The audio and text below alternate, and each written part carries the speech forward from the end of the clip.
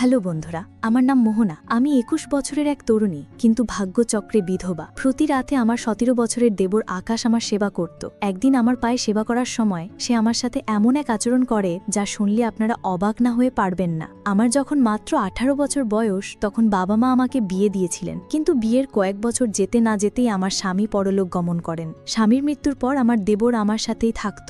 যখন আমার বয়স ২০, তখন আমার স্বামীর বয়স ছিল ৪০। আমার বিয়েটা বেশ বয়স্ক একজনের সাথেই হয়েছিল। তিনি আমার চেয়ে বয়সে অনেক বড় ছিলেন। আমি এক দরিদ্র পরিবারের মেয়ে ছিলাম, তাই আমার বাবা মা ভেবেছিলেন যে আমার স্বামীর বয়স বেশি হলেও তার অগাধ সম্পত্তি আমার ভবিষ্যৎ সুরক্ষিত করবে। তারা তার অর্থ ও সম্পদ দেখেই আমার বিয়ে দিয়েছিলেন। বয়সের পার্থক্যটা বড় করে দেখেননি। কিন্তু বিয়ের পর স্বামীর সাথে কয়েক বছর কাটানোর পরেই তিনি হঠাৎ মারা যান। তার মৃত্যুর কারণ ছিল অতিরিক্ত মদ্যপানের ফলে লিভার নষ্ট হয়ে যাওয়া। আমার স্বামী দামি মদের শৌখিন ছিলেন এবং প্রায় বন্ধুদের সাথে বাড়ির বাইরে রাতভর আমোদ প্রমোদেও মেতে থাকতেন। আমি সারাদিন বাড়িতে থেকে নিজের দায়িত্ব পালন করতাম। অনেক সময় আমার মনে হতো, আমার প্রতি যখন স্বামীর কোনো টান বা অনুভূতিই নেই, তাহলে তিনি কেন আমাকে বিয়ে করেছিলেন। বিয়ের পর তিনি কোনোদিন ভালোবেসে আমার সাথে দুটো কথা বলেননি। প্রথম দিনই সাফ জানিয়ে দিয়েছিলেন, দেখো রিনা, তোমার যত টাকার প্রয়োজন হয় আলমারি থেকে নিয়ে নেবে। বাইরের কোনো জিনিসের দরকার হলে বাড়ির চাকরকে বলবে, কিন্তু তুমি কখনো বাড়ির বাইরে যাবে না। আর একটা কথা মনে রাখবে, আমি কখন বাইরে যাচ্ছি বা ফিরছি এসব নিয়ে আমাকে কোনো প্রশ্ন করবে না।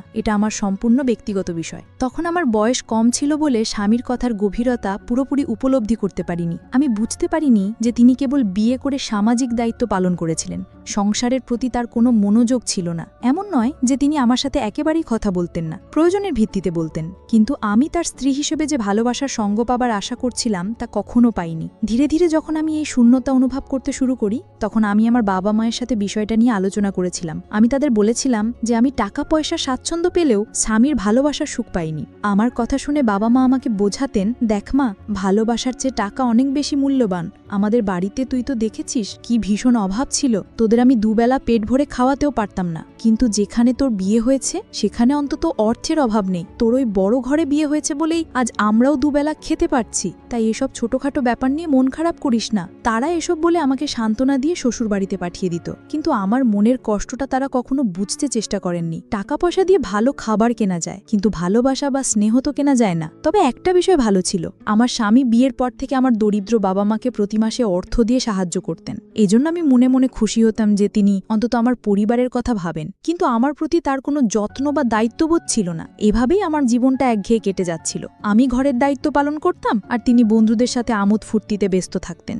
এভাবে কয়েক বছর কেটে যাওয়ার পর যখন আমার স্বামী হঠাৎ মারা গেলেন, আমি তখন একেবারেই একা হয়ে পড়ি। আমার এই অবস্থা দেখে আমার দেবর আকাশ আর বিদেশে ফিরে যায়নি। সে ছোট থেকেই বাইরে পড়াশোনা করত। আমার স্বামী ভালোভাবেই জানতেন যে তার ভাই যদি তার সঙ্গে থাকে তাহলে সেও তার মতো উশৃঙ্খল হয়ে যেতে পারে। তাই ভাইয়ের উজ্জ্বল ভবিষ্যতের কথা ভেবে তিনি তাকে বাইরেই রেখেছিলেন। আমার শ্বশুর শাশুড়িও বহু আগেই মারা গিয়েছিলেন। এদিকে আকাশের বয়স ১৮ হলেও তাকে দেখে বোঝার উপায় ছিল না। তার সুঠাম স্বাস্থ্য ও পেশিবহুল চেহারা দেখে তাকে ২৭-২৮ বছরের যুবক মনে হতো। আকাশ আসার পর ধীরে ধীরে আমি বুঝতে পারলাম, এতদিন ধরে আমি স্বামীর কাছে যে ভালোবাসাটা আশা করছিলাম সেটা যেন আমার দেবর আমাকে দিচ্ছিল।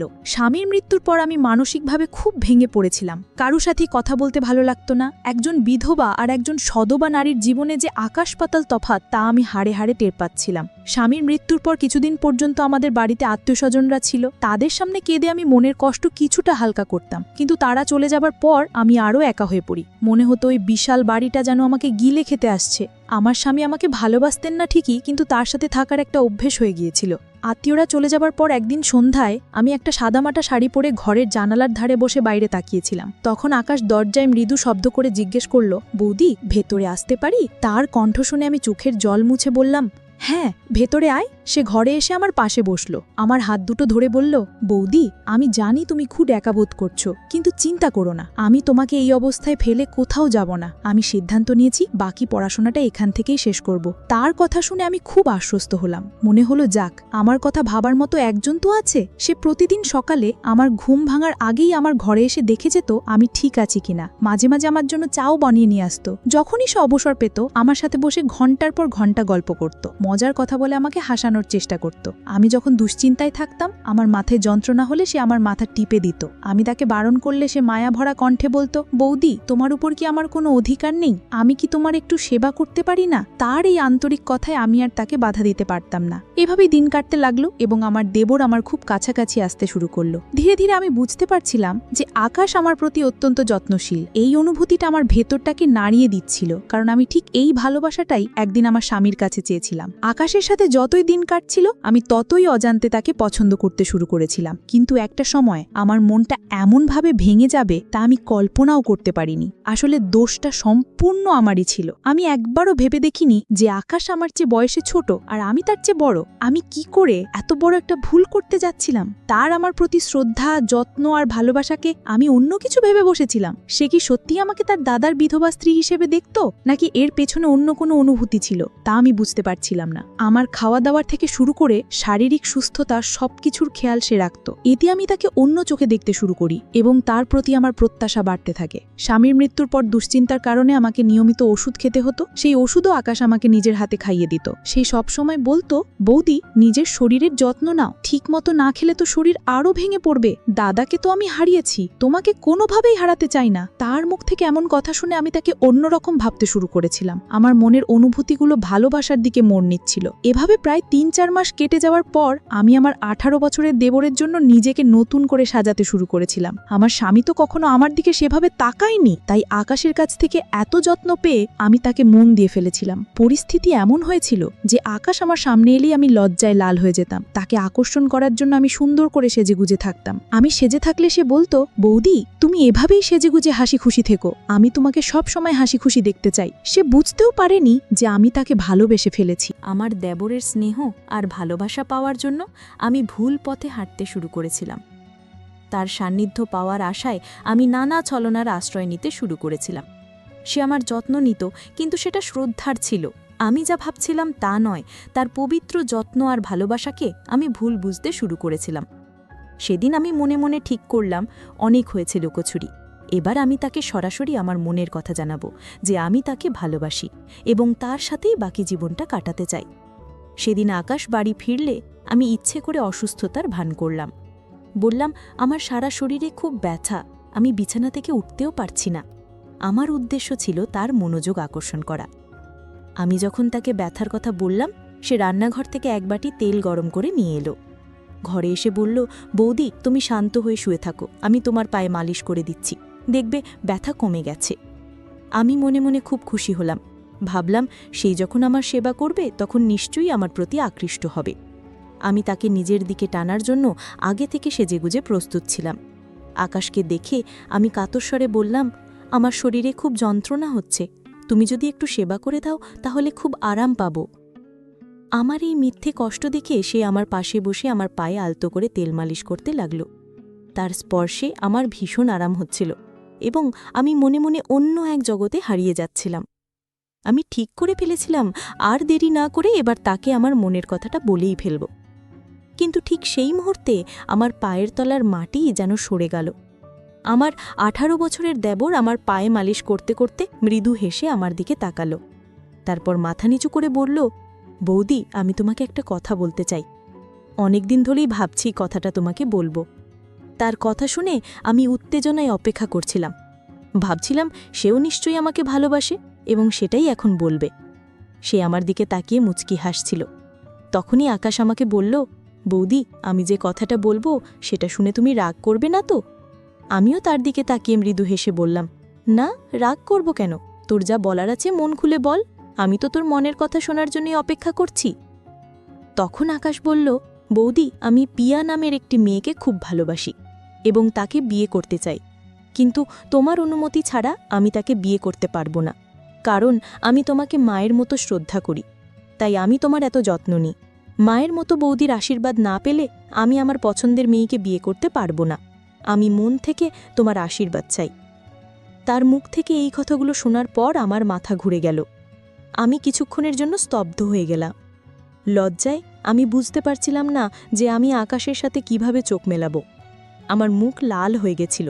আমি স্বপ্নেও ভাবতে পারিনি যে আকাশ আমাকে মায়ের মতো মনে করে আমার সেবা যত্ন করত, আর আমি তার সেই পবিত্র ভালোবাসাকেই ভুল বুঝেছিলাম। তার কথা শুনে আমার চোখ দিয়ে জল গড়িয়ে পড়ল। আমার চোখের জল দেখে সে তাড়াতাড়ি আমার চোখের জল মুছে দিয়ে বলল, বৌদি তুমি কাঁদছো কেন? তুমি কি চাও না আমি পিয়াকে বিয়ে করি? আমার কোনো কথায় যদি তুমি কষ্ট পেয়ে থাকো তাহলে আমাকে ক্ষমা করে দিও। তখন আমি তার কাঁধে হাত রেখে জোর করে হেসে বললাম, আরে পাগল, আমি তো খুশিতে কাঁদছি। আমার দেবরটা তো অনেক বড় হয়ে গেছে। তুই যখন বিয়ে করে তোর বউকে বাড়িতে নিয়ে আসবি তখন হয়তো আমাকে আর আগের মতো ভালোবাসবি না, আমার এত যত্ন করবি না। এই ভেবেই হয়তো আমার চোখে জল এসে গেছে। আকাশ তখন আমার হাতটা ধরে বলল, বৌদি এমনটা কখনোই হবে না। আমি তোমাকে আমার মায়ের আসনে বসিয়েছি। ছোটবেলায় বাবা মারা যাবার পর মা খুব একা হয়ে গিয়েছিলেন, তখন দাদা মায়ের খুব খেয়াল রাখত। আমি দাদার কাছেই শিখেছি। তুমি ছাড়া তো আমার আর কেউ নেই বৌদি। তোমার কিছু হয়ে গেলে আমি তো একেবারে একা হয়ে যাব, তাই আমি তোমাকে কোনোভাবেই কষ্ট দেব না। এই জন্য তোমার অনুমতি নিতে এসেছি। আমি কি আমার পছন্দের মেয়েকে বিয়ে করে এই বাড়িতে আনতে পারি? আমার স্ত্রী এলে তোমাকে আর কোনো কাজ করতে হবে না, সে এই বাড়ির সব দায়িত্ব সামলে নেবে। তুমি এতদিন অনেক কষ্ট করেছ, সে এলে তোমার একাকিত্বও কেটে যাবে। তার কথা শুনে আমার নিজেরই খুব লজ্জা করছিল। আমি যে ছেলেটির কাছে অন্য কিছু পাওয়ার আশায় এত ছলনা করেছিলাম, সে তো আমাকে তার মায়ের সম্মান দিয়েছিল। সেদিন আমি নিজের ভুল বুঝতে পেরে মনে মনে প্রতিজ্ঞা করলাম যে আমি আর কখনো আমার দেবরকে সেই ভুল চোখে দেখব না। তারপর আমি আনন্দের সাথেই তার পছন্দের মেয়ের সাথে তার বিয়ে দিয়ে পিয়াকে এই বাড়িতে নিয়ে এসেছিলাম। এখন আমরা সবাই একসঙ্গেই থাকি। আমিও আমার দেবরকে নিজের ছেলের মতোই স্নেহ করি।